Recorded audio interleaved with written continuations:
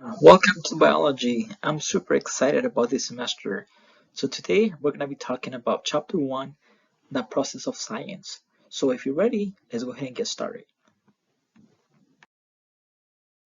Let's start by asking a very simple question.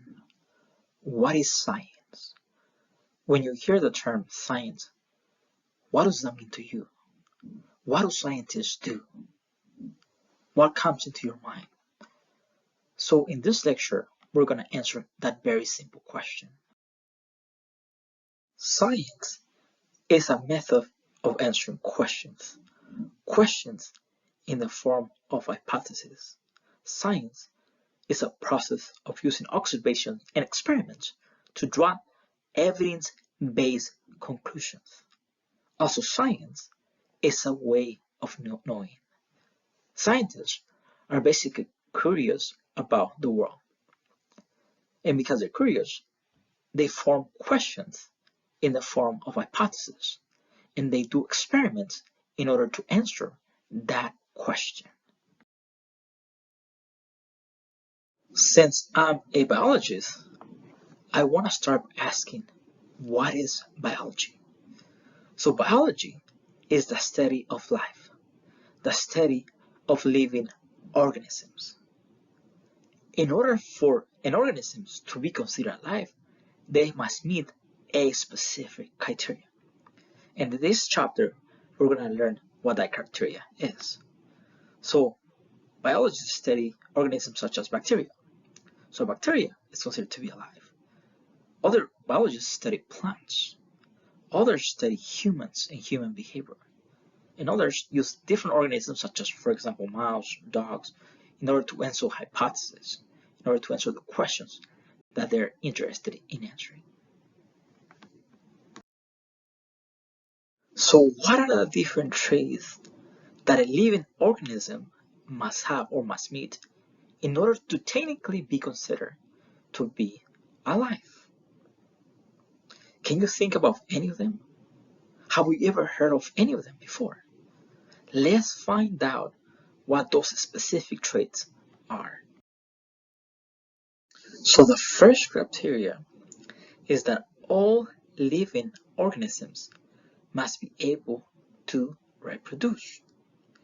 Reproduction is defined as the process of producing new organisms.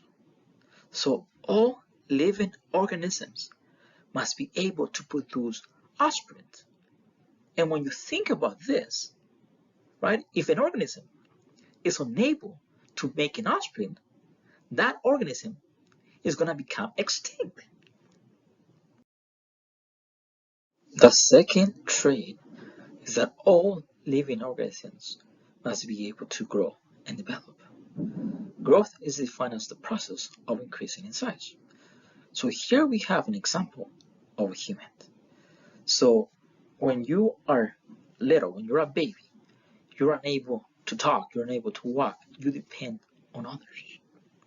However, as the time passes, then you begin to develop, you begin to grow in size, and you also begin to develop a lot of the functions such as, for example, walking, such as, for example, talking, all the way until you become a grown-up.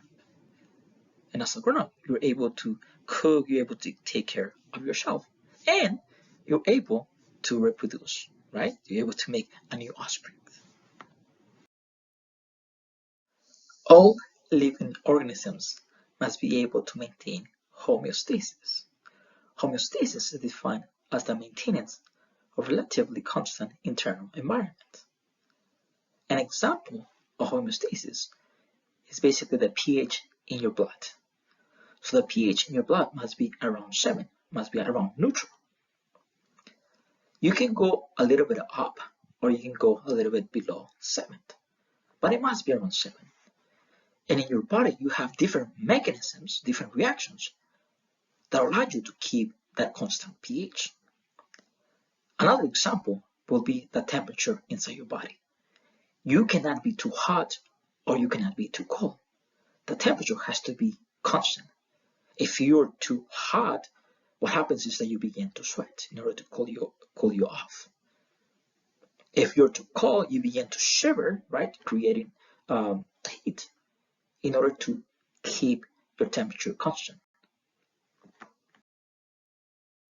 All living organisms sense and respond to stimuli. It is the process of reacting to their environment. So here we have a plant.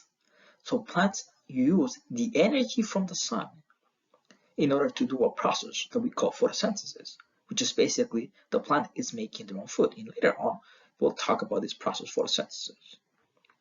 So whenever the sun is moving right throughout the day, the plants are also going to rotate facing the sun so that way they're able to capture the energy of the sun.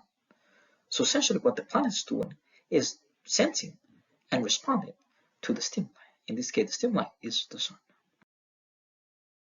All living organisms must be able to obtain and use energy.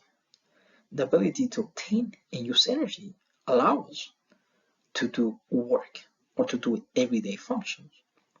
In the case of humans, we obtain that energy from the food that we consume. So whenever you're eating an apple, right, you're going to be breaking down that apple into a more simple molecules. And then inside your body, you're going to be breaking down those molecules in order to build what is called adenosine triphosphate. Adenosine triphosphate is the molecule that your cells in your body use in order to do everyday function. Living organisms are composed of cells. Some of them are composed of different types of cells. All living organisms must possess DNA or genetic material. So on the first picture that you see here to your left, it's an image of a neuron. Those are very specialized cells that are found in your brain. Basically, the neurons allows you to think, allows you to learn, allows you to remember. It allows you to do many functions. The next picture is the image of DNA. DNA determines a lot of things about you. And we'll talk about DNA on the later chapters. Biologists study questions in the form of hypotheses. Some of those questions could be, what is the function of the neurons within your body? Or they can actually study the interaction between multiple cells. So here we have a brain. Our brain is composed of different types of neurons and also different types of cells. So what does your brain do? How are you able to remember things? How are you able to walk? How are you able to talk? Those are all functions of the brain. And in my own opinion, right, you are your memories. And if you lose your memories, then the question is, who are you? They can also study questions such as, for example, where did we come from? Are we aliens? Did we come from outer space? Who was the first organism in our planet? Is there life on other planets? Or you can also study the changes that happen as an organism develops. In this case, we have a human. So we have a baby, right? When you're a baby, you're unable to talk, you're unable to walk, you're unable to do many other functions. So you depend on others. And as you are growing and developing, you begin to walk, you begin to produce sound, you begin to talk. And then you begin, you're a teenager, and you're able to do more functions until you are a grown-up. Other biologists study evolution. So all of these are questions the biologists study. In order to answer those questions, we use what we call the scientific method. It all begins with observations. So scientists or biologists are curious individuals. And what happens is you make an observation, something caught your eye. And then you read papers about what other people have done about your specific question. And based on that, then you design what is called a hypothesis, which is the question that you're trying to answer. And then you design a careful experiment in order to test your hypothesis. And then you begin to do your experiment. You begin to collect and analyze the data. And based on that, then you make a conclusion. All these are the steps of the scientific method. Again, make an observation, read papers about what people have done on the type of question that you have, and based on that, you basically design a hypothesis, which is the question that you're trying to answer. You do an experiment in order to test your hypothesis. You carry that experiment by collecting and analyzing data, and then you make a conclusion. Here we have an example of coffee. So somebody was drinking coffee, and perhaps they noticed that once they drink coffee, they seem to have more energy. So they were curious, and they wanted to know, does coffee boost energy? So that's the type of question that we're trying to answer. Does coffee boost energy? So what we're going to be doing, then first, we're going to start reading about coffee. So what are the benefits of drinking coffee?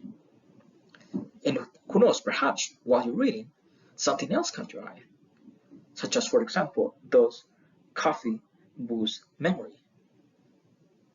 And now you have like two questions, and we're going to choose one, or you can choose two if you want, or as many as you want.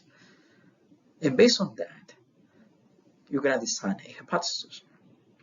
Now, the important thing of reading what we call peer-reviewed scientific literature is basically that those are experiments that have been done, and other scientists have read that specific study, and based on their expertise, they have determined that the scientists basically carried the experiment correctly, that their conclusions met a certain criteria, and so they're able to be published.